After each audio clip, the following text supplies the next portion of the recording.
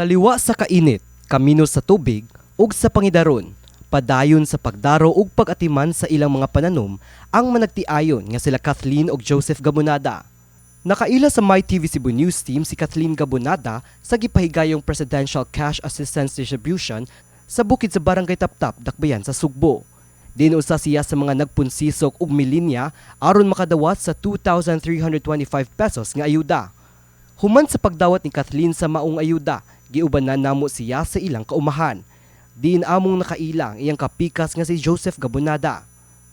Sa kapinupat ka dekada, katambayayong nila ang usag-usa sa pagpanguma o kamaisan. Apan tungod sa ilang pangidaron, mutanom na lang sila karon og buwak, lagutmon o utanon.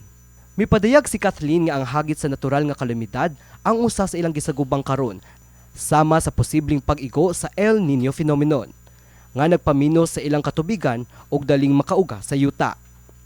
Makabawi pero kuan ra kaayo ganado tay ra kaayo kay tungod man sa kakuanan ba sa aning pagpananom. Matod ni Joseph nga ang ilang pagpananom og goldenrod nga buwak maabot halos 3 ka buwan, nga ang kita niini magdepende kung adunay holiday o fiesta.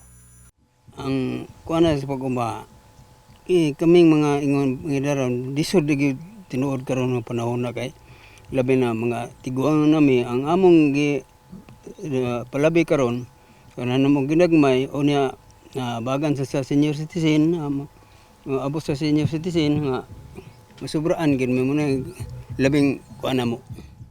Gali, usa sa ilang mga tanom nga wala na napahimuslan mao ang talong nga nangalaos na lang.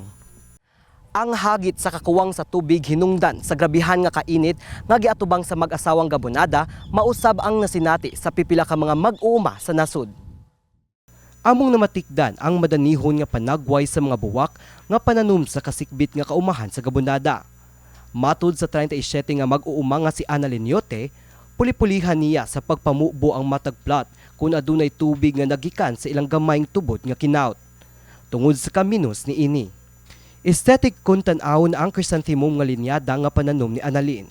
Apan gibutyag niya nga ang nag-una nga set sa chrysanthemum nga iyang natanom naabot sa 5 ka buwan usa giani.